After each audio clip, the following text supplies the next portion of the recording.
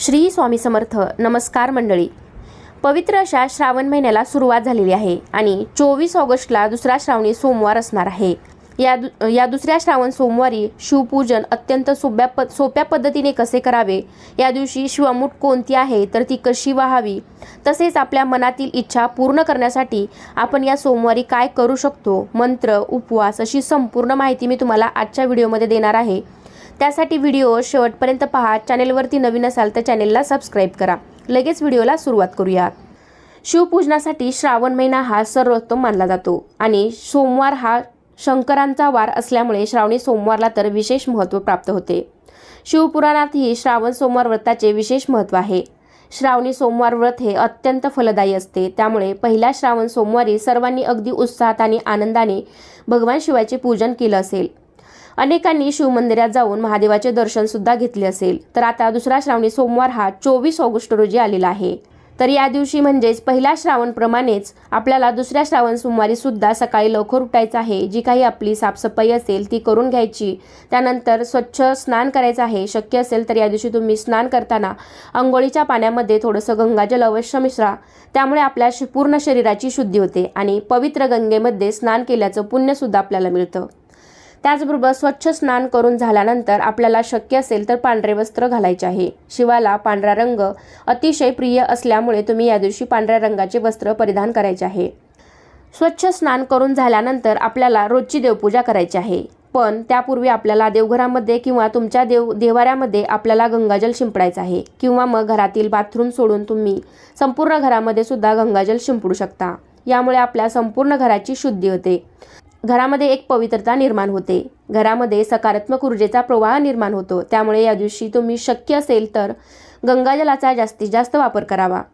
शिवपूजेत गंगाजलाचे महत्त्व अनन्यसाधारण आहे. त्यामुळे शिवलिंगावरती सुद्धा अभिषेक करताना तुम्हाला जलाभिषेक करत असतानाच गंगाजलाचा सुद्धा अभिषेक करायचा आहे. गंगाजल म्हणजेच पवित्र गंगेचं पाणी.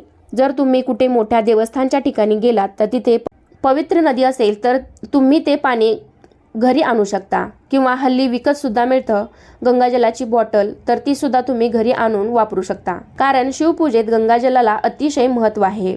मग रोजची देवपूजा झाल्यावरती आपण शिवलिंगाची या दिवशी विशेष अशी पूजा करायची आहे. जर तुम्हाला सकाळी पूजा करायला वेळ नसेल तर शिवपिंडीची तुम्ही सायंकाळी म्हणजेच प्रदोषकाळी सुद्धा पूजा करू शकता. प्रदोषकाळी केलेली पूजा तर अत्यंत शुभ मानली जाते. शक्य असेल तर पहाटे किंवा सकाळी करा. नसेल तर मग तुम्ही प्रदोषकाळी सुद्धा ही पूजा करू शकता. त्याचबरोबर प्रत्येक श्रावणी सोमवारी मंदिरामध्ये जाऊन आपल्याला शिवाचे दर्शन सुद्धा नक्की घ्यायचं आहे. जर तुम्हाला वेळ असेल तर शिवमंदिरात जाऊन तुम्ही शिवाचे पूजन अवश्य करा. कारण मंदिरात केलेली पूजा सुद्धा खूप शुभ असते. त्या ठिकाणी खूप पवित्रता आणि सकारात्मकता असते. त्यामुळे तुम्हाला शक्य असेल तर मंदिरात पण तुम्ही पूजा करायला जाऊ शकता. नसेल तर मग घरी सुद्धा तुम्ही शिवपिंडीची पूजा करू शकता. आणि हो, शिवपूजन करण्यासाठी आपल्याकडे जे जे साहित्य उपलब्ध असेल ते सर्व साहित्य वापरून तुम्ही शिवाचे पूजन करू शकता. फक्त मनोभावे पूजा आणि प्रार्थना करावी. शेवटी भाव हा महत्त्वाचा आहे. आपण मनापासून अंतःकरणापासून केलेली पूजा देवापर्यंत नक्कीच पोहोचते आणि शंकर तर भोळा आहे. साध्या सुध्या पूजेने ते आपल्यावरती प्रसन्न होतात. त्यामुळे तुमच्याकडे जे आहे त्यामध्ये सर्व काही मानून तुम्ही शिवाचे पूजन नक्कीच करू शकता. तुम्ही रोजची देवपूजा झाल्यावरती पण शिवलिंगाची पूजा करू शकता. आणि वेगळी किंवा प्रदोषकाळी जर तुम्ही पूजा मांडणार असाल तर सर्वात आधी दिवा लावायचा. त्यानंतर दिव्याची सुद्धा पूजा करून घ्यायची.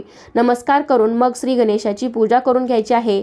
आणि मग त्यानंतर आपण शिवलिंगाची पूजा करू शकतो. तर एका तामणामध्ये सर्वात आधी शिवलिंग आपण ठेवायचं आहे. सर्वात आधी शिवपिंडीवरती जलाभिषेक करायचा. शुद्ध पाण्याचा जलाभिषेक करायचा. त्यानंतर तुम्ही थोडासा गंगाजल टाकून त्याचाही अभिषेक करू शकता. त्याचबरोबर तुम्ही दुधाचा सुद्धा अभिषेक करू शकता. शक्य असेल तर अभिषेक करण्यासाठी तुम्ही कच्चे दूध वापरा आणि पुन्हा पाण्याचा अभिषेक करून मग आपण शिवलिंगाची पूजा करायची आहे. त्यानंतर मग आपण थोड्या अक्षता पाटावरती चौरंगावरती ठेवून शिवलिंगाची स्थापना करायची आहे. शिवपिंडीवरती तुम्ही चंदन, भस्म लावायचं आहे. पांढरी वस्त्रमाळ शिवपिंडीला अर्पण करायची आहे. अनेक वेळा वस्त्रमाळ ही बाजारातून विकत घेतो, पण बाजारातून विकत घेताना नेहमी हळदी कुंकू लावलेली वस्त्रमाळ मिळते आणि तशी वस्त्रमाळ आपण शिवलिंगावरती अर्पण करायची नाही. तर तुमच्याकडे घरी कापूस असेल तर त्यापासून तुम्ही घरीच वस्त्रमाळ पांढरी बनवू शकता. त्यावरती हळदी कुंकू लावू नका आणि पांढरीच वस्त्रमाळ आपण शिवलिंगावरती अर्पण करायची आहे. त्यानंतर तुमच्याकडे जे काही असेल, पांढरी फुले, बेलाची पाने, बेलाचं फळ, धोत्र्याचं फूल, धोत्र्याचे फळ, यापैकी जे काही साहित्य असेल तर ते तुम्ही शिवपिंडीवरती अर्पण करायचं आहे.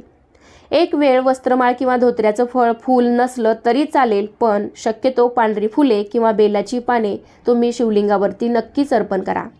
कारण असं म्हणतात की फक्त भक्तिभावाने किंवा मनोभावे एक जरी बेलाचे पान शिवाला अर्पण केलं तर तुम्हाला पूर्ण पूजेचं फळ मिळतं. त्यामुळे तुम्हाला बेलपत्र मिळाले तर ते नक्कीच अर्पण करा.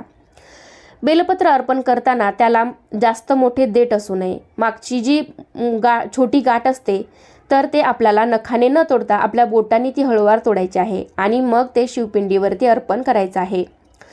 सर्व शिवपूजन झाल्यावरती शेवटी आपल्याला शिवामूठ शिवलिंगावरती अर्पण करायचे आहे. श्रावणातल्या प्रत्येक सोमवारी शिवलिंगावरती शिवामूठ अर्पण केली जाते. शिवाला प्रिय असलेलं धान्य अर्पण केलं जातं. पहिल्या सोमवारी आपण शिवामूठ म्हणून तांदूळ अर्पण केले असतील. आता दुसऱ्या श्रावण सोमवारी तिळाची शिवामूठ आपल्याला व्हायची आहे. तर पांढरे तीळ आपल्याला त्यासाठी घ्यायचे आहेत. पण शिवामूठ अर्पण करण्यासाठी आपल्याला चुकूनही काळे तीळ वापरायचे नाही. काळे तीळ फक्त हवन आणि होम अशा गोष्टीसाठी वापरले जातात. तर शिवामूठ वाहताना आपण नेहमी धान्य हे ओलं करून घ्यायचं आहे. हातामध्ये थोडेसे तीळ घेऊन ते आपल्याला ओले करून घ्यायचे आहेत किंवा शिवलिंगावरती अशी मूठ उभी धरून आपल्याला वरतून पाण्याची धार सोडत शिवलिंगावरती शिवामूठ ही सोडायची आहे. शिवामूठ वाहताना मंत्र म्हणायचा आहे, शिवा शिवा महादेवा, माझी शिवामूठ ईश्वरा देवा, मनातल्या इच्छा पूर्ण करा देवा, असा मंत्र म्हणत आपल्याला शिवामूठ अर्पण करायची आहे. शिवामूठ अर्पण केली की मनोभावे नमस्कार करायचा आहे. कारण शिवामुठीचं व्रत हे आपण कोणतीही इच्छा मनामध्ये धरून करू शकतो. म्हणजेच वेगवेगळे संकल्प घेऊन आपण शिवामुठी शिवपिंडीवरती शिवलिंगावरती अर्पण करू शकतो. म्हणजे बघा, ज्या मुली आहेत त्यांनी विवाहाचे संकल्प घेऊन सुद्धा शिवामूठ शिवलिंगावरती अर्पण करू शकता. किंवा ज्या विवाहित स्त्रिया आहेत त्यांनी सौभाग्याचा संकल्प घेऊन सुद्धा मला चांगलं सौभाग्य लाभावं, सौभाग्याचे दिवसेंदिवस वृद्धी व्हावी किंवा घरामध्ये वादविवाद होऊ नये हा संकल्प मनात धरून सुद्धा आपण शिवामुठीचं व्रत करू शकतो.